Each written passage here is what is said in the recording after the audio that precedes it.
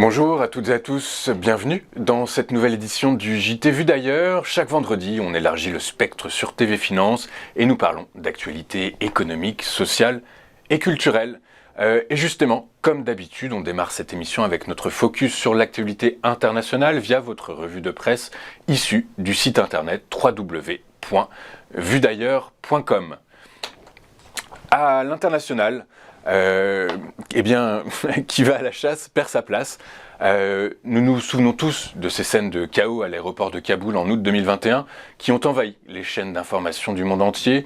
Sombre présage annonciateur d'un comeback des talibans au pouvoir en Afghanistan, mais surtout signe du retrait des forces armées américaines. Au-delà de la volonté de stabiliser cette zone du Moyen-Orient, la stratégie de l'oncle Sam avait également pour ambition de mettre la main sur les réserves de lithium afghanes, car le sol en regorge. Qualifié d'Arabie Saoudite du lithium, la valeur de ce gisement est estimée par les experts à environ plus ou moins 1000 milliards de dollars. Or, je ne vous apprendrai rien en vous rappelant que le lithium est un composant essentiel dans la fabrication des batteries pour voitures électriques. Et alors que les talibans multiplient les rencontres diplomatiques pour officialiser leur gouvernement et conclure des alliances stratégiques, eh bien devinez qui pointe le bout de son nez, je vous le donne en mille, la Chine.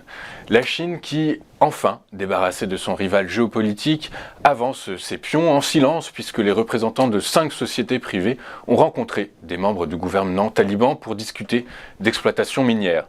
Et cela paie, puisque malgré de nombreuses tentatives américaines pour relancer des projets d'extraction de minerais, la Chine, elle, dispose déjà de permis d'exploitation du sol afghan. Nous ne connaissons pas, évidemment, les conditions contractuelles signées, mais il semblerait qu'à la fameuse maxime plata au plomo, du plomb ou de l'argent, eh bien écoutez, les talibans, eux, aient choisi. On marque une pause. À tout de suite.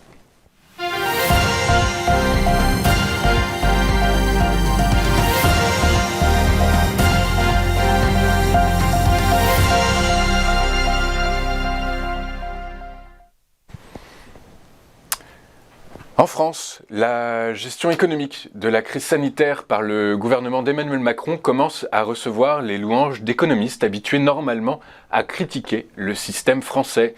Et c'est notamment le cas de Paul Krugman, prix Nobel de l'économie en 2008, qui par le passé n'hésitait pas à qualifier la France de cas désespéré dont l'immobilisme culturel empêche toute avancée dans la modernité. Dans une rubrique publiée dans le New York Times, l'économiste américain souligne la capacité d'adaptation de l'économie française. Selon lui, la politique du quoi qu'il en coûte explique la capacité de résilience française, une force qui a permis d'éviter une chute massive de l'emploi par la mise en place du chômage partiel. À cela s'ajoute le maintien de l'ouverture des écoles qui a permis aux parents de reprendre leur emploi.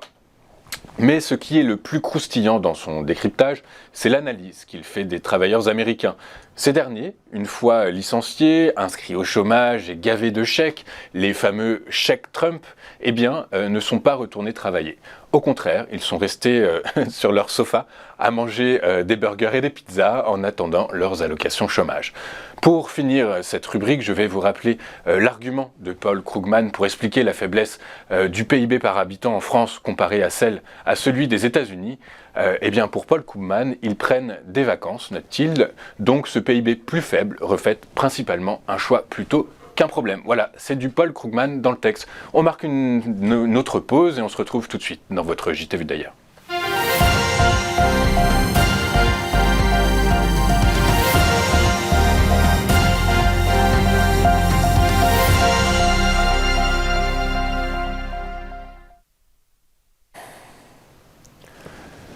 Dans l'actualité culturelle, il est important et remarquable de noter que le monde agricole se féminise, une filière considérée à tort comme difficile et rugueuse et par conséquent peu adaptée à la condition féminine.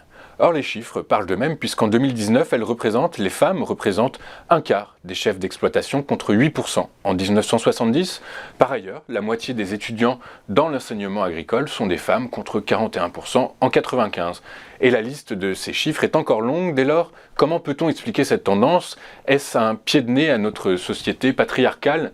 Eh bien, grâce à leurs efforts de formation, à leur travail et à leur prise de responsabilité dans des productions qu'elles ont contribué à créer, mais aussi grâce à de nouveaux outils juridiques comme l'EARL, eh bien, les femmes sont aujourd'hui très représentées, ce qui est très bien dans le monde agricole. Ceci étant, elles restent sous-représentées dans les organisations professionnelles et les syndicats, à l'image de ce qui se passe dans d'autres métiers considérés comme masculins.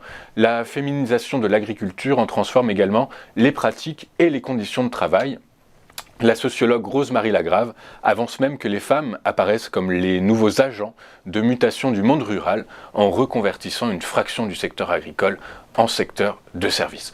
On marque une petite pause dans ce JT vu d'ailleurs et on passe juste après à l'actu économique et sociale. A tout de suite sur Téléfinance.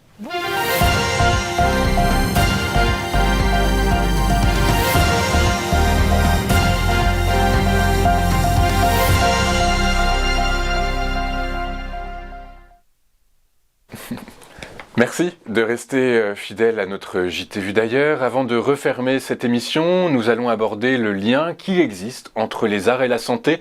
Et pour cela, je suis en duplex avec monsieur Guillaume Bottazzi. Bonjour monsieur Bottazzi. Bonjour. Bonjour, vous êtes un artiste célèbre pour ses créations environnementales, que ce soit en Chine ou au Japon, aux États-Unis et en Europe, mais notamment en France. À votre actif, on compte une centaine d'œuvres in situ, que ce soit des commandes de musées, de villes, de ministères ou bien d'investisseurs. Vous êtes également connu pour être le pionnier du courant neuroesthétique. Pour ça, on s'appuie sur une étude de neuroscientifiques de l'Université de Vienne, Marcus Nadal et Helmut Leder, qui a démontré en effet que vos œuvres participent au bien-être du regardeur. Elles tendent donc à diminuer l'anxiété et à induire de la sécrétion de dopamine. Qu'est-ce que le courant neuroesthétique, monsieur Bottazzi? Alors, le courant neuroesthétique, la neuroesthétique, c'est une branche de la neurologie qui observe le mécanisme de notre cerveau quand nous vivons des expériences esthétiques. Et la neuroesthétique, les neurosciences, ont fait beaucoup de progrès, notamment grâce à l'imagerie numérique, ce qui permet vraiment d'observer comment fonctionne comment l'individu fonctionne par rapport à une œuvre d'art, et il y a des zones qui vont être particulièrement stimulées par rapport à d'autres. Et donc c'est un phénomène tout à fait nouveau, tout à fait innovant et très intéressant.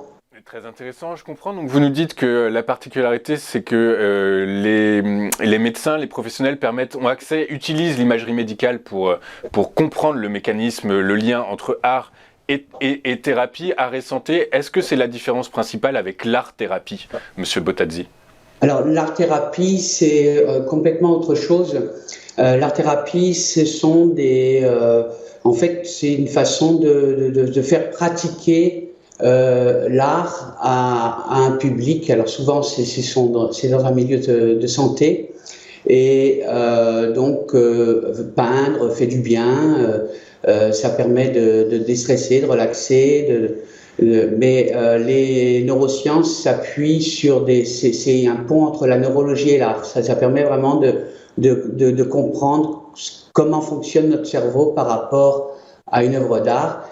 Et donc, par exemple, pour moi, dans le projet que je viens de réaliser, c'est une peinture de 10 mètres de long à Alfortville, une commande des phages, qui me permet d'établir un cahier des charges qui va favoriser le bien-être de l'observateur. Alors l'art pourvoyeur de bonheur, ça existe, et maintenant c'est prouvé, c'est factuel. D'accord, donc en fait, effectivement, la différence se base, enfin, la neuroesthétique, en fait, se base sur des données en dur, en fait, en réalité, ce qui se différencie donc de l'art-thérapie. Vous nous parlez à l'instant de cette fresque que vous venez de réaliser. Est-ce que elle est réalisée conjointement avec des neuroscientifiques, des psychologues, des médecins? Comment abordez-vous la création de vos œuvres, monsieur Bottazzi? Alors, j'ai eu la chance de faire l'objet d'une étude scientifique pour connaître les effets de l'observateur par rapport en regardant mes œuvres, et elles tendent à diminuer l'anxiété et à produire la dopamine. Donc, elle favorise le bien-être. Après, il y a un cahier des charges qui va être plus ou moins pertinent en fonction d'un contexte. Par exemple, on a une perception globale et il va y avoir un lien entre l'œuvre et ce qui se passe autour. Les courbes, les couleurs qui vont plus ou moins affecter, par exemple, quand on regarde une femme avec une robe rouge, eh bien, le rythme cardiaque des hommes s'accélère. Voilà, donc il y a tout un cahier des charges qui va me permettre, moi, de réaliser une œuvre. Par exemple, la dimension, la monumentalité. Donc, on immerge le public dans l'œuvre. Donc, il devient acteur de ce qu'il voit et donc il va s'approprier plus facilement l'œuvre. D'accord, je comprends. Dès lors, quelles sont les pathologies qui sont soignées, je dirais, grâce à votre art? Alors, en général, en 2019, l'Organisation mondiale de la santé, après l'étude de 900 publications, ont confirmé que l'art permettait de favoriser la santé mentale, physiologique, comportementale et sociale. Moi, personnellement, je m'intéresse particulièrement au bien-être, à la santé mentale. J'essaye de stimuler notre activité cognitive, c'est-à-dire de moduler des neurones, mais aussi de faire en sorte que les gens se sentent bien, qu'il y ait un sentiment de bien-être quand on se regarde mes tableaux. Ok, et ça fait combien de temps à peu près que vous travaillez ce courant? Alors, j'ai commencé depuis 30 ans, mais je m'intéresse vraiment aux neurosciences depuis 15 ans. J'ai commencé de manière intuitive sans le savoir, parce que lors d'une étude, le fait que mes œuvres participent au bien-être du regardeur, c'était pas volontaire. D'accord, donc plus d'une dizaine d'années. Vous nous avez parlé à l'instant de courbes, de couleurs, de dimensions. Est-ce que ce sont les ingrédients pour réussir, pour confectionner une œuvre d'art qui rentre dans le champ de ce courant neuroesthétique? Ou est-ce qu'il y a un doute? Est-ce qu'il y a un secret? Quel est votre secret, en quelque sorte, Monsieur Bottadi? Alors, il y a plein de données, hein. Par exemple, on sait que le corps et l'esprit sont étroitement liés. La dopamine, par exemple, c'est l'estomac c'est le ventre qui la produit pour l'envoyer au cerveau. Donc, les émotions passent par notre colonne vertébrale et donc pour moi, c'est important d'établir un lien entre le corps et l'esprit. D'accord, et donc par le biais de couleurs, c'est ça? Est-ce que finalement, quand vous parlez de parties du corps en particulier, est-ce que des couleurs auront une importance plus significative que d'autres dans ce schéma-là, dans ce cadre-là? Tout est important. La couleur, c'est d'abord la lumière, parce qu'en fait, la couleur, c'est la production de longueurs d'onde. Et donc, j'utilise par exemple je travaille beaucoup le vert qui va obtenir des réflexions et je vais jouer avec la lumière pour stimuler notre champ, mais aussi la couleur, c'est important. Par exemple, plus largement dans notre quotidien, le rouge va nous permettre de se trouver dans de bonnes dispositions. Le bleu, ça permet c'est la couleur de la créativité. Donc chaque couleur par exemple, le rose est préconisé pour les prisons parce que c'est une couleur assez positive mais aussi douce.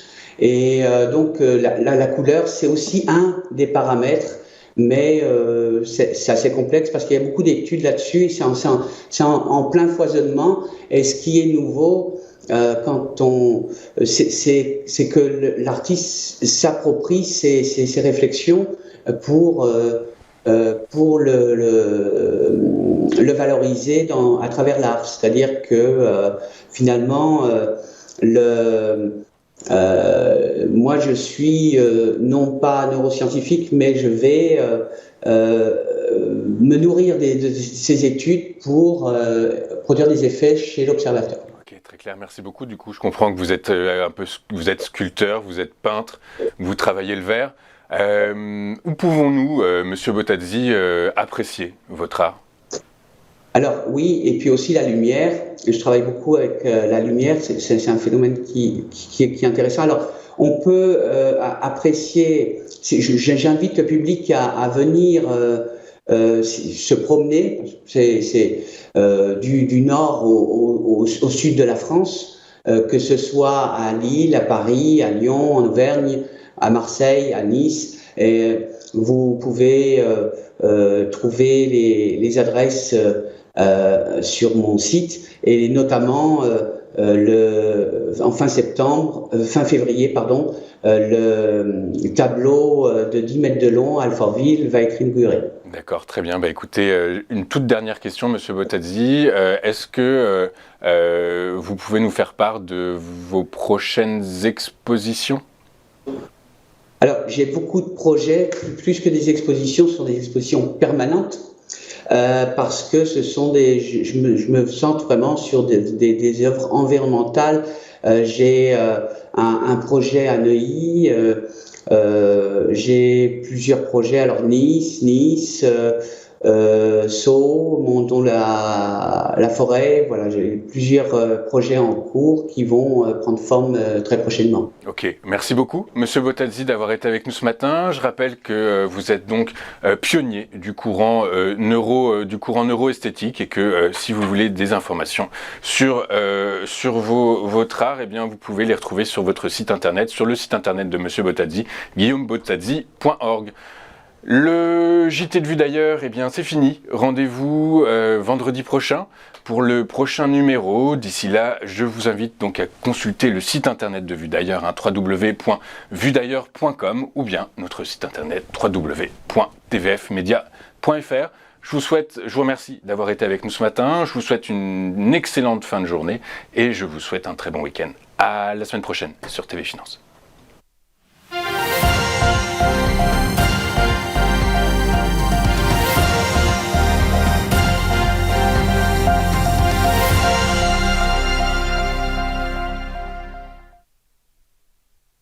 Bonjour à tous et bienvenue dans notre émission Entreprise et Innovation, votre rendez-vous innovation, développement économique et enjeux du digital sur TV Finance. Tous les jours, TV Finance met en lumière une société, un projet, des hommes et des femmes qui font l'entreprise d'aujourd'hui et de demain dans un monde en perpétuelle évolution.